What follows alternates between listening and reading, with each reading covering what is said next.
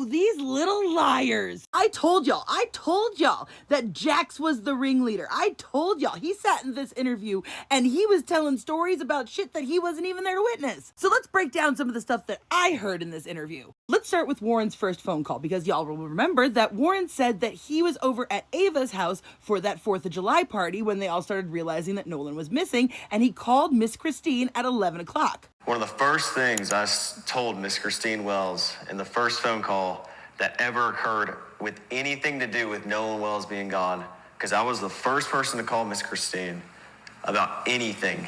First phone call, anything to do with Nolan Wells, was me making a phone call to Christine Wells. And one of the first things I said to her, with multiple witnesses here, pull up the phone call if you want. She said, oh, well, Nolan's location is with y'all at, where the house we were at. And I was like, well, no, he left his phone with us. I told her this. And yesterday, the same time that this interview came out, Christine Wells said this. 360 says that he's on land, and he was like, well, no, I mean, when we have his phone. So both versions of the story say that Warren didn't tell her about the phone until after she confronted him with the 360. Now, Warren tells Miss Christine that he knows somebody in the Coast Guard and that he's going to call them, which is very fucking different than calling the Coast Guard, which absolutely explains why the Coast Guard came out and said at first that they had not received a call from the kids that night. The Coast Guard's initial statement said they weren't informed until 12:30. Then the Coast Guard later changed their story and said, oh wait, actually we did. And it seems to me that that first call was most likely an off-the-record to a friend kind of deal, which means these people freaked out and didn't call the Coast Guard until after all these people showed up at Jax's house. Which would explain why in the course of this interview it went from Warren called the Coast Guard to we did. Now, when the subject turns to how the family got the phone back from these boys, you'll notice that there was a couple slip-ups. Warren, you weren't at the house, and so you weren't there when they came to get the phone and all that. So now remember, Warren just said that he wasn't at the house when the phone was got. And then Morgan talks about getting a phone call from one of the people in Christine Wells' group. And how did they get the phone back? So I got a call from a kid we went to high school with. He called me just asking me questions. He saw people posting on Snapchat, like the picture that was circulating. Except this picture wasn't posted until July 5th. So how could this picture have been circulating on Snapchat that night? But let's continue. And he called and he was asking questions. He was like, where's Nolan? When's the last time y'all seen him? And then he was like, so where are y'all at? And I told him, I said, we're at Jax's house.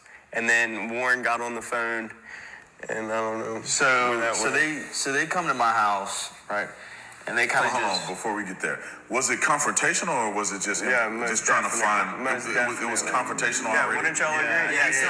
He was 110%. He was very confrontational. And when did this was this on the night of the 4th or the next day? This was the night when this was before they came and got the phone. So this is the night of the 4th, yes. You guys are missing a part of the story. How did you get from Ava's house to Jax's house? Because Miss Christine is watching you guys on the Life 360. So suddenly she's seeing the phone leave one location and go to another. Of course I would be upset. And now all of a sudden Warren is there when the phone stuff starts happening? He's listening to the phone call? Now I need y'all to remember that Warren also said that the phone was in his truck on the first conversation, as we have from this report. Meaning if we were to believe Warren that he was not there when everybody showed up looking for the phone at some time in between 11 and 1 a.m., so then that would mean after they heard this angry phone call, Warren gets the phone out of his vehicle and puts it in Jax's house and then leaves. There's probably like 10, 15 people in my house I don't even know. And they're all up in our faces, going crazy, asking where Nolan is, and we don't know. And finally they get into Wyatt's face, and they're like, where's your boat? Where's the boat at? Demanding his address. Demanding his address and stuff like that. And he finally ends up giving it to him. We give them the phone. They have the phone at this point. Then they get the address to his house. Then they go to his house. And they're searching all over his boat, what I heard and stuff like that. Well, anyways, I don't really know much about that. But they come back to my house at around 1 o'clock in the morning. We called law enforcement. I was with Wyatt at the time. After we left Jax's house that night, I was with Wyatt, and one person we were with saw that their location was actually headed towards Wyatt's house. And so Wyatt got on the phone with 911 and was like, hey, these people are on the way to my house or already at my house. My mom and my dad are there alone, and they know nothing about this. But Wyatt's mom actually, when they were looking at the boat, they were actually walking from the boat, and she came out and started talking to them. Okay, so let me get this straight.